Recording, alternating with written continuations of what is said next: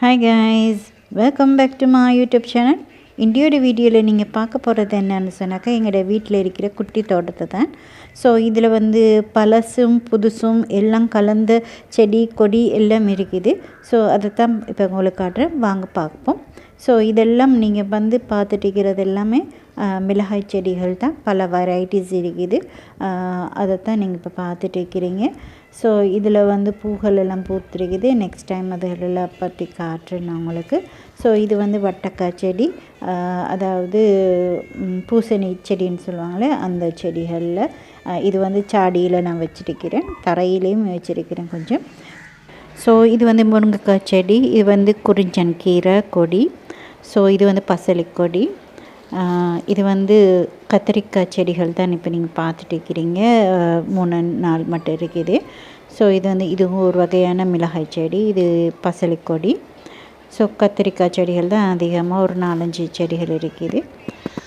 கவத்து பண்ணியெல்லாம் வச்சது தான். இது ரொம்ப அதே மட்டில் இருக்குது. அடுத்தது லோட்டஸ் தாமரை இலைகள் அப்புறம் பாவக்காய் கொடிகள் ஒன்று படர்ந்திருக்குது. அதுக்கப்புறமா நீங்கள் இப்போ பார்க்க போகிறது இன்சுலின் பிளான்ட் தான். சுகர் பேஷண்ட்டுக்கு தேவையான இன்சுலின் பிளான்ட், இன்சுலின் செடி நீங்கள் இப்போ பார்த்துட்டு இருக்கிறீங்க. ஸோ அடுத்தது பசலி செடி ஒன்று கொடி ஒன்று தான் நான் இப்போ நாட்டி வச்சுருக்கிறேன். இதில் இன்னும் உண்டு. அதுக்கப்புறமா பாவக்காய் கொடி இதில் நாட்டினது. அப்புறமா மஞ்சள், அதுக்கு கீழே பொன்னாங்கண்ணி கீரையும் நான் நாட்டி வச்சுருக்கிறேன். எம்டி பேசஸில் தான் அதுகளை நான் செஞ்சு விட்டுருவேன். நான் சும்மா தான் நறுக்கிது அந்த இடம். ஸோ அந்த இடத்துல நான் நிறச்சி விட்டுட்டேன். ஸோ இதெல்லாம் தக்காளிக்காய் செடிகள் தான் நீங்கள் பார்த்துட்டு இருக்கிறீங்க. எல்லாம் தக்காளிக்காய் நாற்றுகள் தான். இதில் ஒரு 10-15 கண்டுகள் இருக்குது. ஸோ அதுதான் இது. அப்புறம் சாடிலையும் கொஞ்சம் வச்சிருக்கிறேன் 2-3. அப்புறம் இது நீர்ப்பூசணின்னு சொன்னாக்கா கியூக்கம்பர், அது தான் இதில் வச்சிருக்கிறேன். அதுக்கப்புறம் இது மல்லிகை தண்டு வச்சு நான் நாட்டினது, அது முளைச்சிருக்குது. இது குண்டு கத்திரிக்காய்.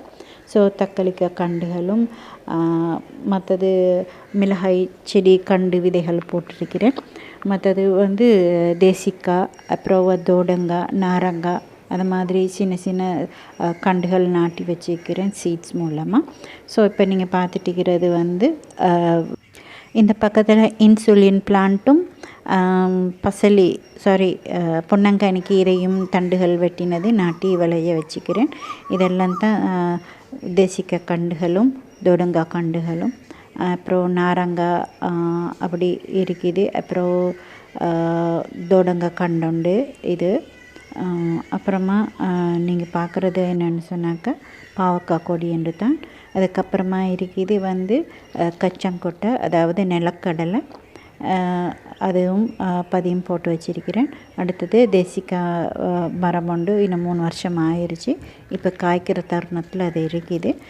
அடுத்த வீடியோவில் அதுகளை பார்ப்போம். வட்டக்காய் பதிவுகளும் இதில் இருக்குது. ஸோ இந்த வீடியோ பிடிச்சிருக்குன்னு நினைக்கிறேன். இந்த வீடியோ பிடிச்சிருந்து சொன்னால் லைக் பண்ணுங்கள், கமெண்ட் பண்ணுங்கள், சப்ஸ்கிரைப் பண்ண மறக்காதீங்க. மற்றும் ஒரு வீடியோவில் உங்களை சந்திக்க வரேன். தேங்க்ஸ் ஃபார் வாட்சிங்.